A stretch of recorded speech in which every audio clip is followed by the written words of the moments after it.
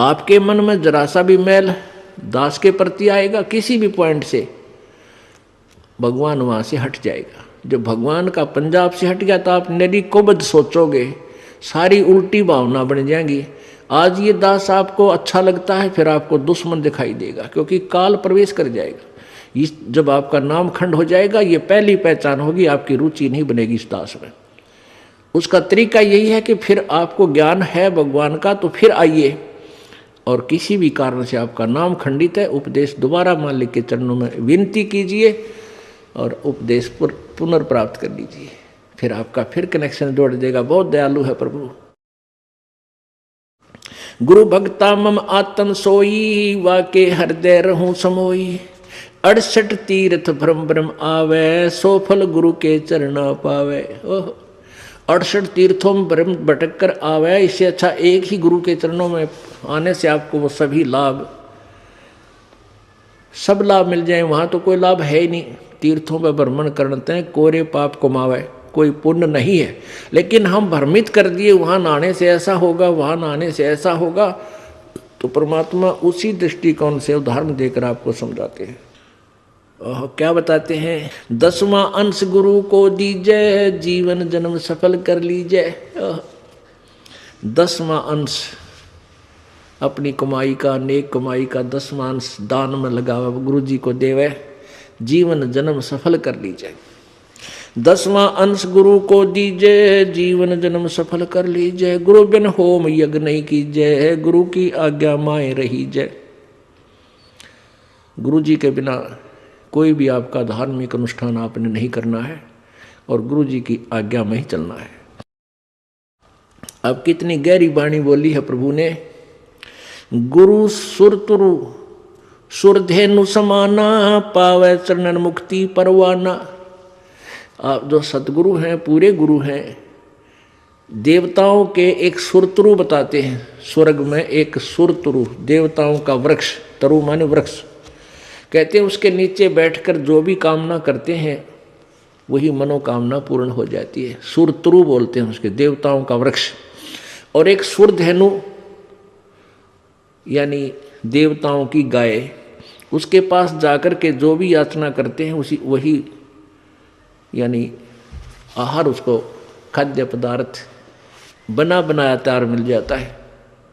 तो कहते हैं गुरु जी, सतगुरु जो होते हैं वो सुरतुरु भी है और सुरधेनु भी है।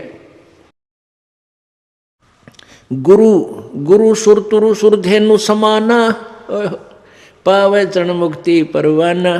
तन मन धन अर्प गुरु सेवे, हो गलतान उपदेश से लेवे। तन मन धन अर्प, अर्पण करके और गुरु जी की यानी शरण ग्रहण करे, उपदेश ले। तन मन धन अर्प गुरु सेवा। तन मन धन कैसे अर्पण करना है?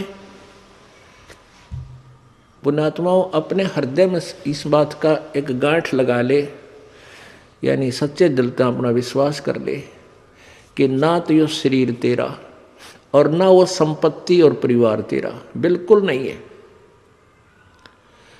ये मन में धारणा हो जाए कि न तो मेरा परिवार है, न मेरा शरीर है, न ही मेरी ये संपत्ति है, ये सब प्रभु की है और इसका सदुपयोग करूं। संपत्ति का 10वां अंश गुरु को दीजिए, ये धन अर्पण कर दिया आपने। और अपने बच्चों को, परिवार को भी मालिक के चरणों में लगा दे, ताकि उनका भगवान रखवाला हो जाए और आप भी समर्पण रहे प्रभु में। तन मन धन अर्प गुरु सेवे, हो गलतान उपदेश ही लेवे। सतगुरु की गति हृदय धारे, और सकल बकवाद निवारे। गुरु जी ने जो मार्गदर्शन कर दिया, केवल वही साधना, उसी नियम में रहे, बाकी सब बकवादों को छोड़ दे। गुरु के सम्मुख वचन ना कहे, सो ससरेनी गैणी सुख ले। गुरु के सामने अपनी नहीं चलावे तगड़मबाजी, क्योंकि आपको वो ज्ञान नहीं हो सकता जो इस दास पर कृपा मालिक ने कर रखी है। और इस दास की आज्ञा और जो भी फाइनल फैसला करे वो फाइनल हो आपके लिए। आपका पुराना ज्ञान चाहे कितना आपने अच्छा लगता उसको रिजेक्ट कर दे, छोड़ दे। जिन बातों से गुरु दुख पावे, उन बातों को दूर भगावे। उनको फेंक देते, कितना अच्छा लगता, छोड़ दे उन सब चीज़ों ने। अब जैसे शुगर के मरीज को अब मीठा तो अच्छा लग गया उसने, और डॉक्टर कहे भाई शुगर तो मरीज ये मीठा नहीं खाएगा, ना मिठाई ना चीनी, और वो फिर भी डॉक्टर की आज्ञा का पालन नहीं करता तो मरेगा फिर, और क्या इलाज है। तो चीनी मीठी तो लग रही है, इसमें कोई शक नहीं, मीठी भी है, लेकिन उसके लिए विष है। तो ऐसे ही भक्ति मार्ग में गुरु जी की आज्ञा का पालन ना करना विष के तुल्य है, आपकी भक्ति को नष्ट कर देता है। गुरु के सम्मुख वचन ना कहे, सो ससरैनी गैनी सुख लह। गुरु जी के सामने एंड बैंड नहीं बोला, क्योंकि गुरु जी के सामने जैसे भगवान के पास जाना होता है, ऐसे ही दृष्टिकोण से आना चाहिए। अपनी फरियाद करे, जो भी आदेश हो सिरोधार्य करे और चल पड़े, चाहे मन कुछ भी सोचता रहे, क्योंकि परमात्मा अंतर्यामी है, आपके सब दुखों से परिचित है, और वो आपकी जितनी श्रद्धा आपकी होगी उतना ही निवारण आपको साथ साथ रिजल्ट देते रहेंगे। तो आपने समर्पण और श्रद्धा बढ़ानी है, उसके बढ़ाने के लिए आपको यहाँ बुलाया जाता है, भक्ति कराई जाती है, दान पुण्य करवाया जाता है, सेवा करवाई जाती है, ताकि आपकी श्रद्धा जितनी बढ़ेगी उतना ही प्रभु आपके संकटों का निवारण समांतर करता रहेगा।